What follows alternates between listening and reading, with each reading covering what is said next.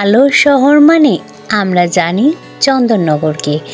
আলোর শহরের কথা মাথায় আসলে সবার আগে আমাদের মাথায় আসে চন্দননগর, কারণ আলোর শহর বলেই কিন্তু চন্দননগর বিখ্যাত। পুজো তো চলে গেছে, অনেক দিন হয়ে গেছে, কিন্তু আমাদের স্মৃতিগুলো রয়ে গেছে এই ভিডিও আর ফটোর মাধ্যমে।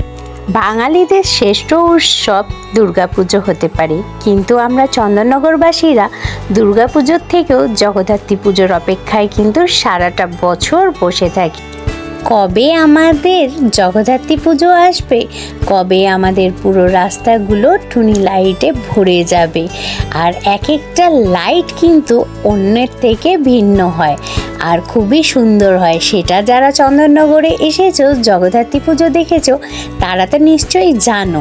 আর একবার যারা জগদ্ধাত্রী পুজো দেখে যায়, তারা কিন্তু বারবার ঘুরে আসে।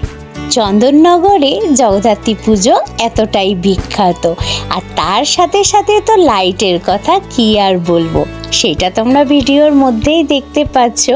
চন্দননগর থেকে বিভিন্ন জায়গায় লাইটিং যায়, সেটা দুর্গা পুজো হোক, কালী পুজো হোক, এমনকি রাম মন্দিরে পর্যন্ত আমাদের চন্দননগর থেকে আলো গেছে। মানে টুনি লাইটের কাজ এতটাই বিখ্যাত চন্দননগরে। আমার নিজের হাতে ক্যামেরা বন্দি করা কিছু ভিডিও তোমাদের সাথে তাই শেয়ার করছি। অনেকেই হয়তো চন্দননগরে এখনো অবধি আসোনি, চন্দননগরের নামে প্রশংসা অনেক শুনেছো যে চন্দননগরের ঠাকুর, জগদ্ধাত্রী ঠাকুর পুরো বিশ্ববিখ্যাত। আর তার সাথে আলো, আগেই বললাম আলোর শহর মানেই আমরা কিন্তু চিনি বা জানি সেটা হচ্ছে চন্দননগর। তাই চলো তোমরা দেখতে থাকো কিরকম কি আলোকসজ্জা করেছে।